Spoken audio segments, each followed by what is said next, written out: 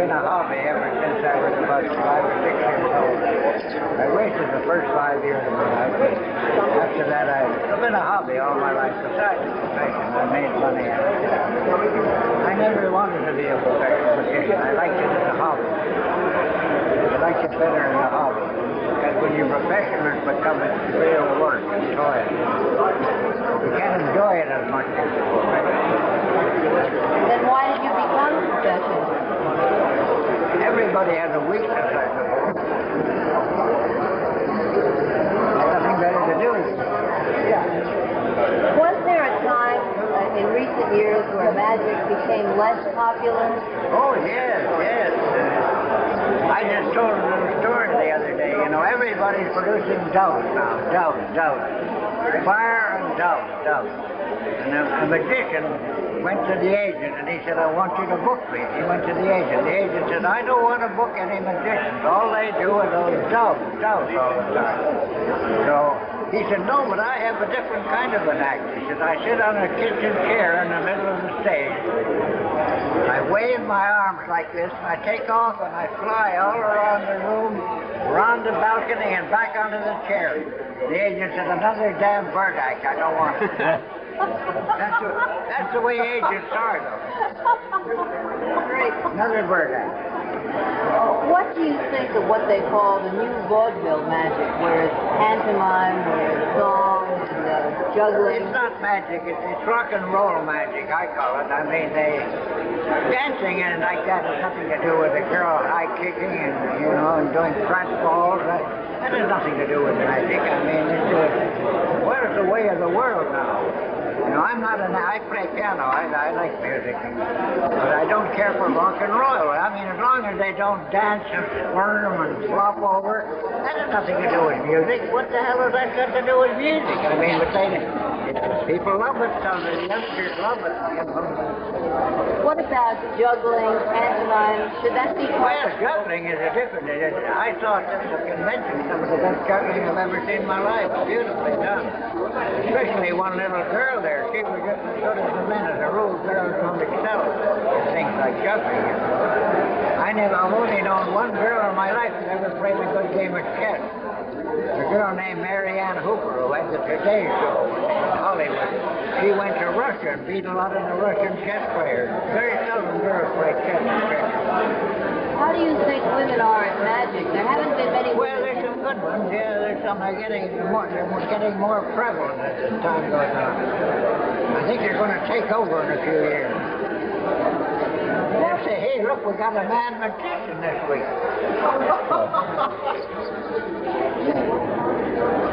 What for you was the main pleasure of being a musician? What did you enjoy? Well, it's a lot of fun. I mean, it's a hobby, and the main thing is you make friends. And there's so many people. Look at this whole crowd here, so 600 or 700 people.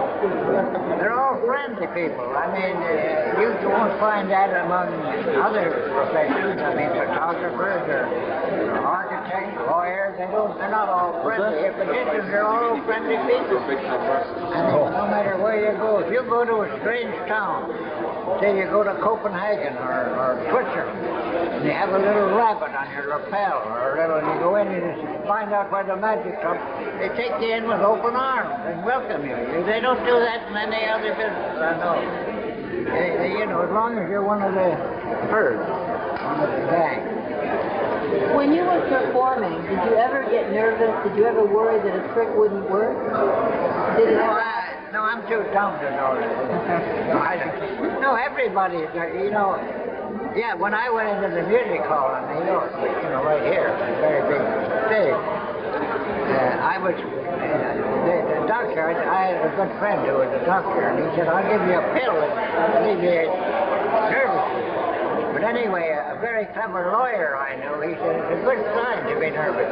Sarah Bernhardt, who was one of the great actresses, she used to throw a deck of cards all over the floor, and then pick them up and everything to get rid of her nerve before she went on. She was a great actress. Jack Dempsey.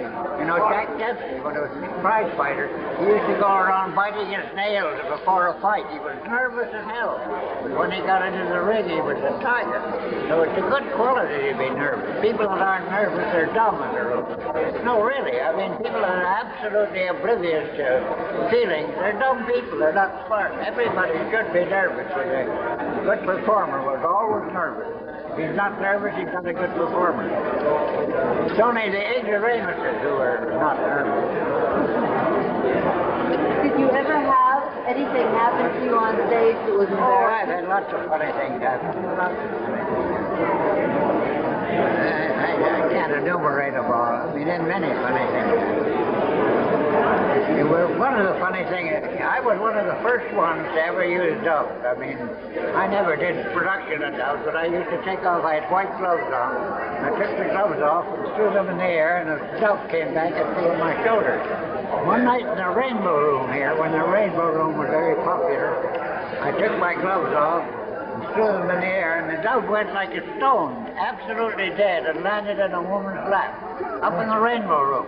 And all of a sudden, everybody was going, and then they started to laugh. And that poor little dove laid an egg in the lady's lap. She had a black shirt on, laid a real little egg in her lap. She was just ready to lay the egg, but I threw her out, you know. And she laid the egg in the lady's lap.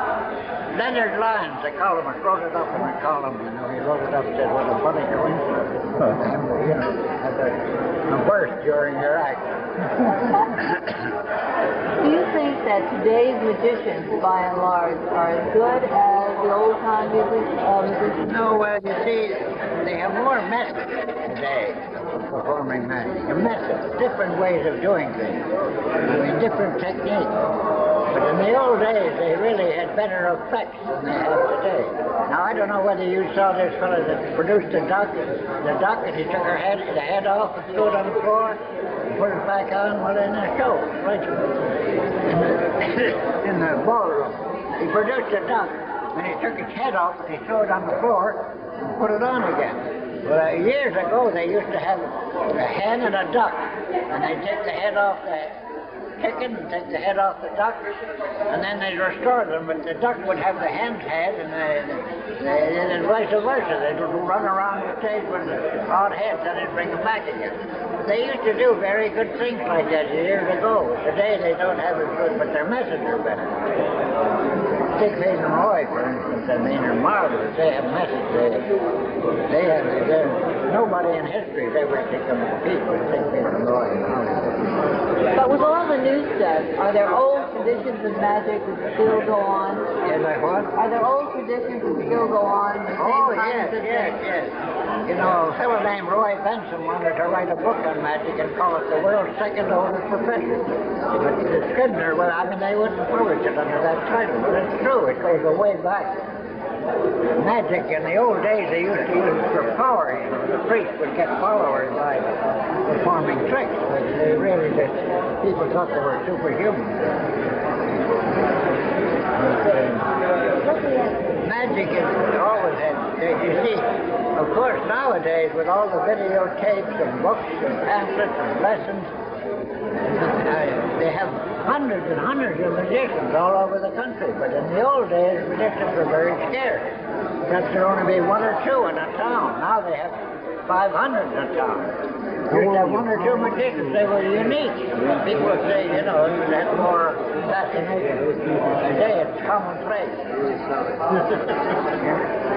There's no distinction to be a magician today. Unless you're a good one. Why has it become so popular, do you think? Well, on account of television and some good performers, that's all. Television is a great thing to do. Television. Yeah, that has a great thing to do with the revival of magic.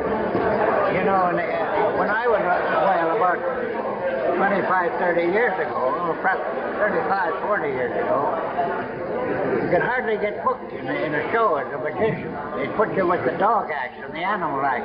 They'd put you on so the people would walk. They'd put you on towards the end of the bill so people could walk out and not have to watch the match. It was a very low form of entertainment in those days. Except for a few people like Houdini and Max Morini and a few people who were very outstanding. But now do they get more respect? But you know, it's a funny thing. You know, there was a fellow named Max Holden had a magic shop here in New York here. And there's a term called the diagonal palm shift. Now, it's in a book called the diagonal palm shift. And on Saturdays, we had a gag when there'd be 20, 30 fellows in. Some stranger would walk in and say, I'm from Texas or I'm from Oklahoma. And everybody, Max Holden would say, do you do the diagonal palm shift? Now, this fellow didn't even know what that meant. And he'd say, what? And he'd say, what do you mean? And everybody in the chorus would say, what? You don't do the diagonal palm shift. And the guy'd be, you know, ridiculous. But it's true. You can take everybody in this whole room here. I'll bet there are not 3 people can do the diagonal palm shift well. I mean, out of several hundred. That's just a technical move. And I bet there are not 3 people in the whole room here who can palm a card like a real expert. Now, this man here, Richard Turner, he does things that nobody else in the world can do with cards. Nobody. I don't care if you go to China or France or Germany, he does things that nobody else can do. Does them beautifully. But as I say, that's very rare to have experts like that. There's other fellows.